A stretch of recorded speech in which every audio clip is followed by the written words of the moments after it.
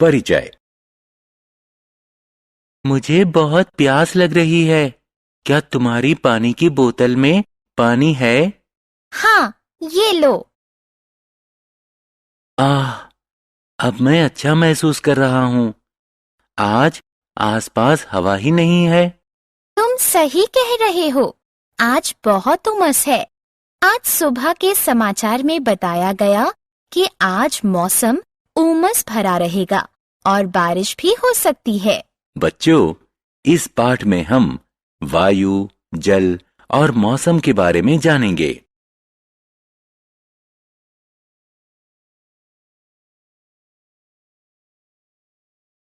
आओ सीखें। वायु और जल का महत्व बताना, वायुमंडल का संगठन समझना, जल चक्र का वर्णन करना, मौसम और जिन कारणों पर यह निर्भर करता है उसे बताना, मौसम और जलवायु में भेद करना। वायु का परिचय। वायु जीवों और पादपों समेत पृथ्वी के सभी प्राणियों के लिए बहुत महत्वपूर्ण है। पादपों को प्रकाश संश्लेषण करने और वायु में ऑक्सीजन छोड़ने के लिए वायु से कार्बन डाइऑक्साइड की आवश्यकता होती है। मनुष्यों और पशुओं को जीवित रहने हेतु सांस के रूप में वायु से ऑक्सीजन लेने की आवश्यकता होती है। क्या तुम जानते हो कि पृथ्वी के चारों तरफ का वायुमंडल वायु से भरा हुआ है? लेकिन वायुमंडल क्या होता है, जानने के लिए हमारे साथ आएं।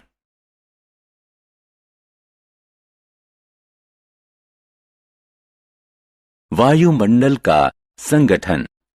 वायुमंडल विभिन्न गैसों, मुख्यतः नाइट्रोजन और ऑक्सीजन के मिश्रण से बना है, जो पृथ्वी को चारों तरफ से कंबल की तरह लपेटे हुए है। वायुमंडल के बिना हम यहां जीवित नहीं रह सकते। यह सूर्य से आने वाली खतरनाक किरणों से हमें बचाता है और पृथ्वी को पादपों और पशुओं के लिए आदर्श निवास स्थान बनाता है।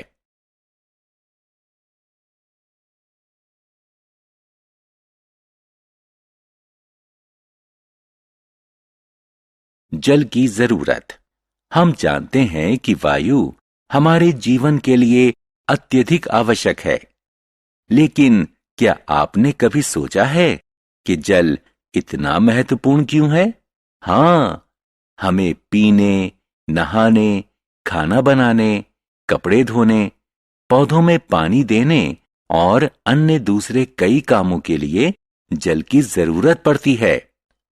यह सच है कि जल के बिना पौधे मर जाएंगे और मनुष्य और पशु प्यासे रहेंगे।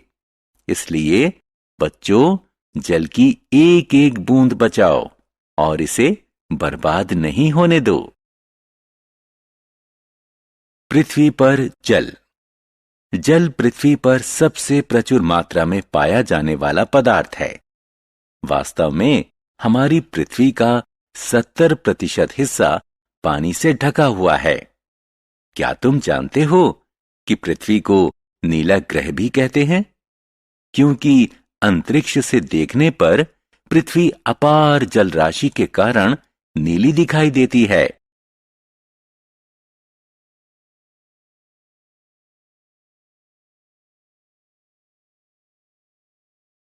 जल की अवस्थाएं। जल 3 अवस्थाओं में पाया जाता है: ठोस, द्रव्य और गैस।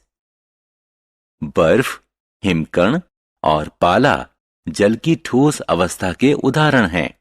आपने नदी, झील, तालाब और समुद्र, बरसात और नल से आने वाले द्रव्य जल को जरूर देखा होगा।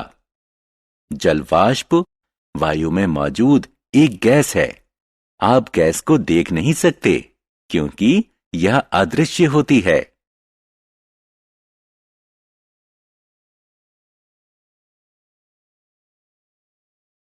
हमारे शरीर में जल। आपको यह जानकर आश्चर्य होगा कि मनुष्य के शरीर के 2/3 हिस्से में पानी होता है। शरीर का तापमान बनाए रखने में इसकी महत्वपूर्ण भूमिका होती है। यह पोषक तत्वों को पूरे शरीर में पहुंचाता है, पाचन को सुधारता है और शरीर से अपशिष्ट पदार्थों को बाहर निकालता है।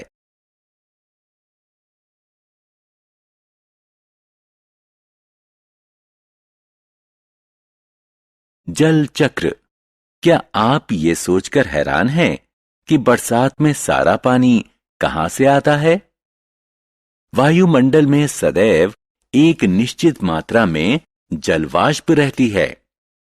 यह पृथ्वी की सतह जैसे समुद्र, नदी और झील से आती है।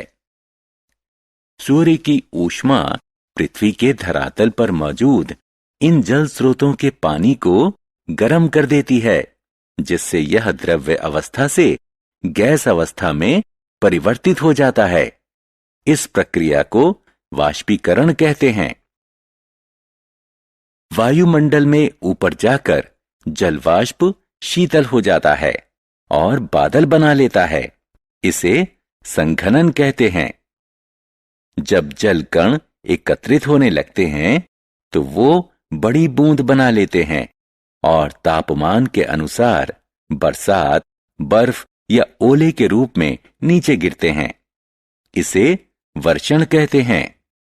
अंततः पानी जल स्रोतों तक पहुंचता है और एकत्रित होता है। आप देख सकते हैं कि जल लगातार धरती से वायु और फिर वापस धरती तक एक चक्र में चलता रहता है।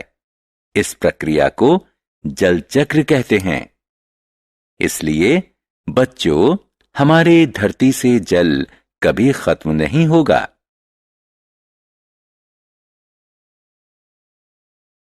मौसम क्या है? क्या आपने आज मौसम की भविष्यवाणी देखी? नहीं? मौसम क्या होता है? मूलतः किसी निश्चित समय और स्थान पर वायुमंडल की स्थिति को मौसम कहते हैं। मौसम कई कारणों जैसे तापमान, आर्द्रता और वायु दाब पर निर्भर करता है। आइए इन कारणों के बारे में जानें।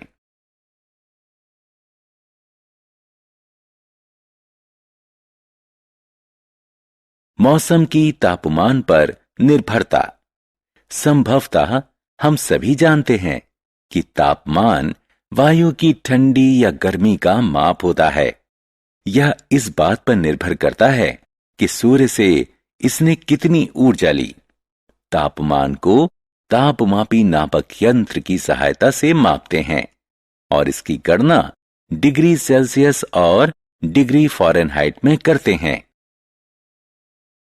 मौसम की आर्द्रता पर निर्भरता। मौसम को प्रभावित करने वाला अन्य कारक आर्द्रता है। वायु में मौजूद जलवाष्प की मात्रा को आर्द्रता कहते हैं। हां, हमारे आसपास मौजूद हवा जल से भरी होती है। आप आमतौर पर झीलों, समुद्र, नदियों और पेड़ों से पानी के वाष्प बनते देख सकते हैं। जब आर्द्रता बढ़ जाती है तो हमें पसीना आता है और हम चिपचिपाहट और असुविधा महसूस करते हैं। जब वायु में आर्द्रता 100% के करीब पहुंच जाती है तो वायु बहुत ज्यादा वाष्प नहीं रख पाती और यदि उस स्थान पर तापमान गिरता है तो जलवाष्प अपने मूल द्रव्य स्वरूप में वापस आ जाते हैं। संघनन जमीन के पास होता है, जिससे कुहासा और कोहरा उत्पन्न होता है। वायुमंडल में बहुत ऊंचाई पर बादल बनते हैं। अंततः बादलों से पानी बरसात, बर्फ या ओले के रूप में धरती पर वापस आ जाता है। मौसम की वायुदाब पर निर्भरता। आगे क्या? हां, वायुदाब। आपने अनुभव ना किया हो शायद, लेकिन हमारे आसपास की वायु में भार होता है। हम वायु दाब को दाब मापी नापक यंत्र यानी बैरोमीटर से मापते हैं। उच्च दबाव के क्षेत्र में वायु धीरे धीरे पृथ्वी के धरातल के पास आ जाती है। उच्च दाब वाले क्षेत्र में साफ धूप वाला मौसम रहता है। निम्न दाब वाले क्षेत्र में वायु वातावरण में ऊपर उठ जाती है। निम्न दाब वाले क्षेत्र में उच्च आर्द्रता, बादल, बरसात और दूसरे तरह के अवक्षेपण होते हैं।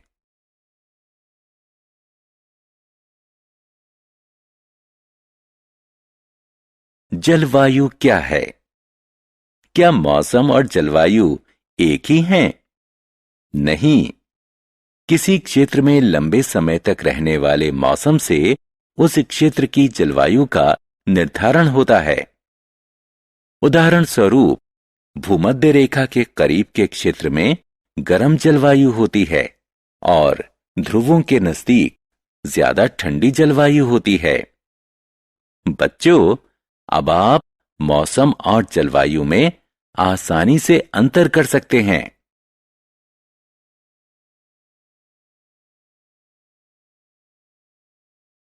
हमने क्या चर्चा की? मनुष्यों और पशुओं को जीवित रहने हेतु सांस के रूप में वायु से ऑक्सीजन लेने की आवश्यकता होती है। वायुमंडल विभिन्न गैसों, मुख्यतः नाइट्रोजन और ऑक्सीजन के मिश्रण से बना है, जो पृथ्वी को चारों तरफ से कंबल की तरह लपेटे हुए है। हमें जल की एक एक बूंद बचानी चाहिए और इसे बर्बाद नहीं होने देना चाहिए।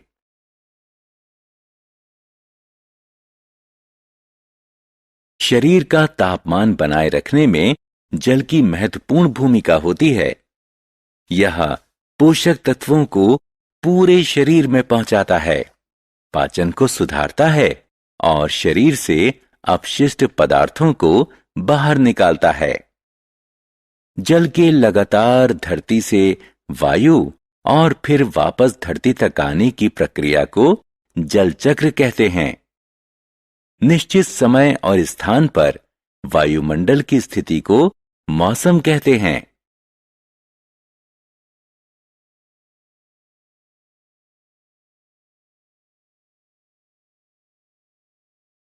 वायु में मौजूद जल वाष्प की मात्रा को आर्द्रता कहते हैं।